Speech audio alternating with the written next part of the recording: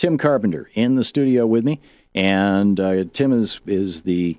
Well, your title is a funky title. It was, director. Director, yeah, director. But organizer at the utmost. Yeah. I'm a director of Progressive Democrats. I'm used to like CEOs or something. I don't know. No, this is PDA. Yeah. We're Grassroots. There you go. We're Grassroots. So you're the director, but not the executive director, just the director. Director. We keep it simple. Yeah. Okay. I'm all in favor of that. Progressive Democrats of America. What is it?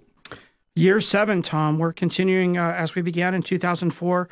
And the belief that it's time that the Grassroots Democrats take back our party, the progressives who are working at the local level, begin to move the party back to where we believe it should be. In 2004, many of us were very active in Dennis Kucinich's campaign, Howard Dean, and we weren't successful in getting the debate we wanted so much on those issues that reunited us in 2004. So the last day when the Democrats met at the National Convention, we thought it was time to leave there organized. And for the last 7 years, we've been out in the streets organizing inside and outside the party, which makes us a little different in working with what we call street heat and working at the local level within our Democratic parties.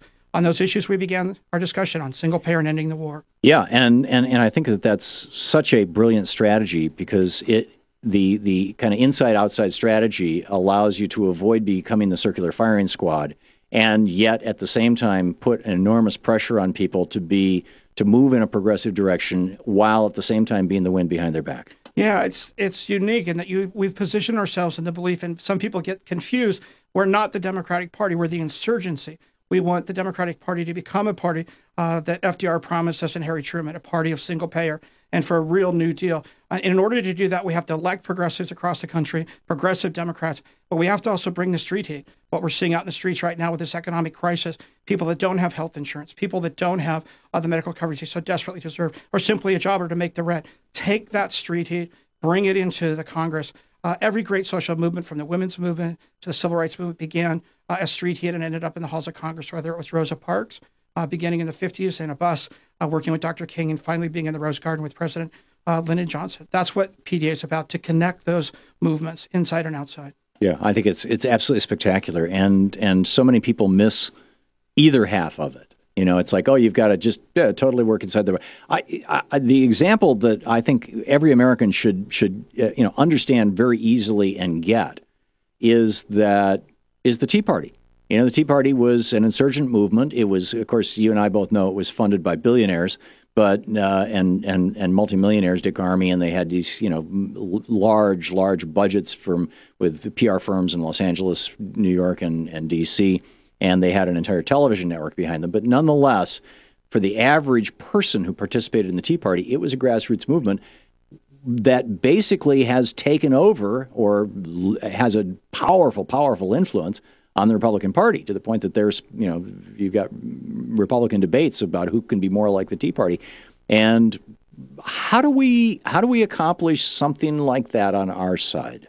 Well, it's happening right now under the radar, Tom. People aren't aware of it, but at the grassroots level, if we look at the state of California, all the way out to Massachusetts and into Arizona, grassroots Democrats, progressive Democrats like ourselves, are getting elected to their local central committees. You and I can go to our local committees and get elected. We can go to our county central committees and ultimately to our state conventions and pass resolutions, just as the Tea Party has done to put the Republican Party on record. We're doing that right now. That's what PDA is about. In California, Massachusetts, and Arizona, 3 states, none of which are alike. In all 3 of those states, progressive Democrats like Tea Parties and their respective parties have gone to the local conventions, gotten elected, gone to the state. And in California, Massachusetts, and Arizona today, the Democratic Party is on record in support of single-payer health care, getting out of Afghanistan, for Wall Street, transaction tax. So those issues are resonating at the local level. That's how we do it. It's how in 1964, when Lyndon Johnson won the presidency, many people didn't realize what was happening underneath at the Republican Party when Barry Goldwater. During that blowout from 64 to 80, the Republicans did just what they have accomplished. They elected Ronald Reagan working at the grassroots level. Yeah. That's the strategy of PDA. That's what's unique. So you work inside the party, but you also bring those people that are alienated inside the party to do the work. And we also bring the Democrats outside the party to do that important street heat work, connecting them both inside and out. Yeah, I remember that well.